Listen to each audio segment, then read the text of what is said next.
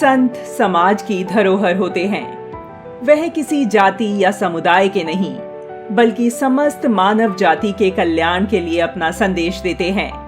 भारतीय संत परंपरा में 12वीं और 13वीं शताब्दी में ऐसे अनेक संत हुए जिन्होंने भक्ति आंदोलन के माध्यम से समाज को नई दिशा दिखाई और समाज को जोड़ने का कार्य किया।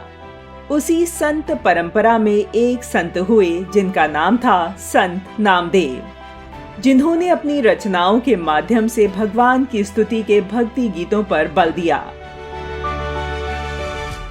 संत नामदेव जी का जन्म 1270 ईसा में महाराष्ट्र के सतारा जिला में नरसी बामनी गांव में हुआ था। नामदेव बाल्यकाल से ही भगवान विट्ठल के भक्त थे।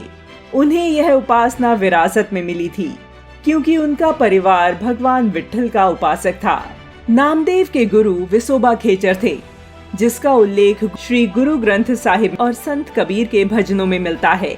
गुरु विसोबा खेचर ने ब्रह्म विद्या को लोक सुलभ बनाकर उसका महाराष्ट्र में प्रचार किया, तो वहीं संत नामदेव ने महाराष्ट्र से लेकर पंजाब तक उत्तर भारत में हरिनाम की वर्षा की।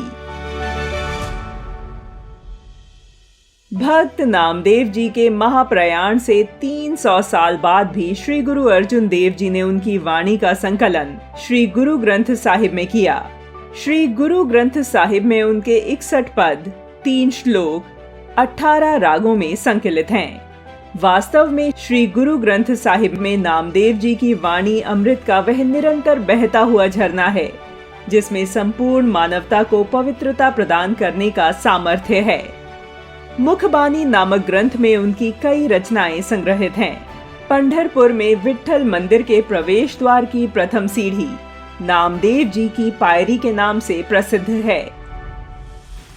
उनके जीवन के एक रोचक प्रसंग के अनुसार एक बार जब वे भोजन कर रहे थे, तब एक श्वान आकर रोटी उठाकर ले भागा, तो नामदेव जी उसके पीछे घी का कटोरा लेकर भागने लगे और कहने लगे, हे भगवान, रूखी मत खाओ, साथ में घी ले लो।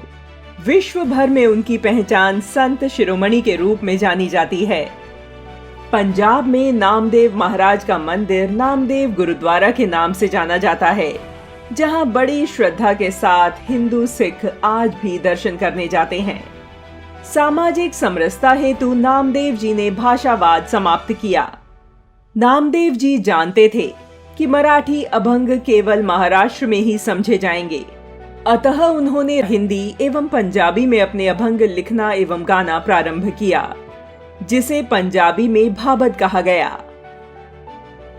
गुरुवाणी में उनके 60 दोहे लिपिबद्ध हैं। इनके दोहों का भाबद कीर्तन में अपना अलग स्थान है। इससे अच्छा उस समय का सामाजिक समरसता का उदाहरण कोई नहीं हो सकता, जहां भाषावाद को मिटाकर एक संत ने संपूर्ण भारत में अपनी वाणी के माध्यम से धर्म एवं भक्ति को जन जन तक फैलाया एवं समरसता को स्थापित किया।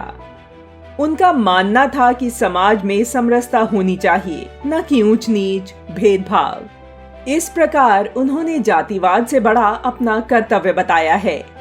संत नामदेव लगभग 20 से 22 वर्ष पंजाब में रहे और भक्ति मार्ग का प्रचार प्रसार किया। बहोर दास द्वारा घुमान में बनाया गया संत नामदेव का मंदिर गुरुद्वारा आज भी संत नामदेव के राष्ट्र कार्य की ध्वजा गर्व से फहरा रहा है।